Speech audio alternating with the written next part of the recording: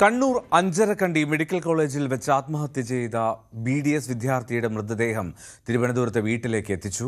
Pariyaram medical കോളേജിലെ postmortem നടപടികൾക്ക് ശേഷമാണ് മൃതദേഹം തിരുവനന്തപുരത്തേക്ക് എത്തിച്ചത്.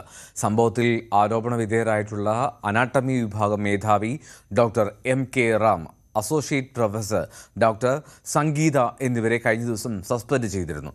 അധ്യാപകരുടെ ഭാഗത്തു നിന്നും നിതിൻ രാജ് ജാതി അധിക്ഷേപം നേരിട്ടിരുന്നു എന്നാണ് കുടുംബത്തിന്റെ ആരോപണം. കോളേജ് രൂപീകരിച്ച അന്വേഷണ സമിതി നടത്തുന്ന അന്വേഷണത്തിന്റെ അടിസ്ഥാനത്തിലായിരിക്കും ഇനി തുടർ നടപടികൾ. സാരംഗ് സുധാകരൻ കൂടുതൽ വിവരങ്ങൾ നൽകും. സാരംഗ്, എപ്പോഴാണ് സംസ്കാരം, എപ്പോഴാണ് നിതിനെ അവസാനമായ വീട്ടിലേക്ക് എത്തിച്ചത്?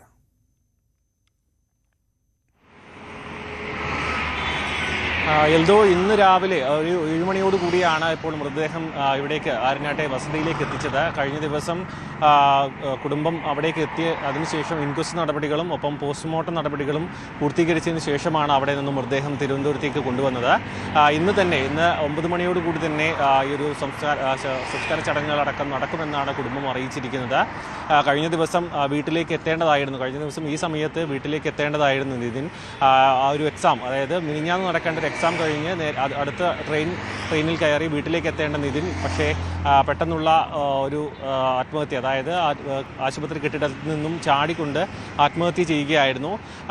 ഈ ഒരു കാര്യം കുടുംബത്തിലേക്ക് എത്തുമ്പോൾ തന്നെ കുടുംബം പ്രതികരിച്ചത് നമ്മൾ കഴിഞ്ഞ ദിവസം അടക്കം നൽകിയതാണ്. കാരണം ഒരു ജാതി അധിക്ഷേപം, ഒപ്പം തന്നെ നിറത്തിൻ്റെ അടിസ്ഥാനത്തിലുള്ള അധിക്ഷേപം, ഒപ്പം അവിടെയുള്ള വിദ്യാർത്ഥികൾ, അതായത് ബിരുദ വിദ്യാർത്ഥികളെല്ലാം തന്നെ സ്റ്റാഫുകളുടെയും അധ്യാപകരുടെയും ഭാഗത്ത് നേരിടുന്ന വലിയ രീതിയിലുള്ള അധിക്ഷേപവും റാഗിങ്ങും വലിയ രീതിയിൽ ചർച്ചയായിട്ടുമുണ്ട്. കാരണം വർഷകാലങ്ങളായി ഇവിടെ നേരിടുന്ന സാധാരണ രീതിയിൽ സീനിയേഴ്സിൻ്റെ ഭാഗത്ത് നിന്നാണ് റാഗിങ്ങും മറ്റും ഉണ്ടാവാറ്. പക്ഷേ ഇവിടെ നേരെ മറിച്ചാണ്, അധ്യാപകരും അവിടെ ജീവനക്കാരുമാണ് വിദ്യാർത്ഥികളെ വലിയ രീതിയിൽ ചൂഷണം ചെയ്യുന്നതെന്നാണ് മനസ്സിലാക്കാൻ കഴിയുന്നത്.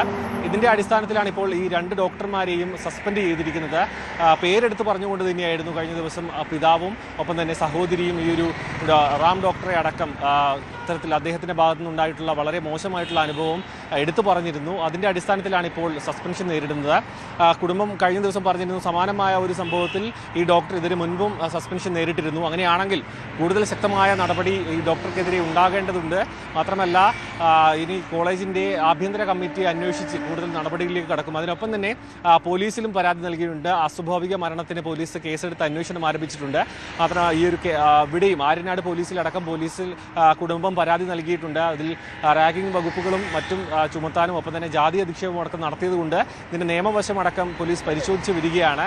എന്തുതന്നെയായാലും ഇന്ന് കുടുംബത്തിൻ്റെ ഏക അത്താണ്, അതായത് 2 സഹോദരിമാരാണ്. അവരുടെ 2 പേരുടെയും കല്യാണം കഴിഞ്ഞു പോയി.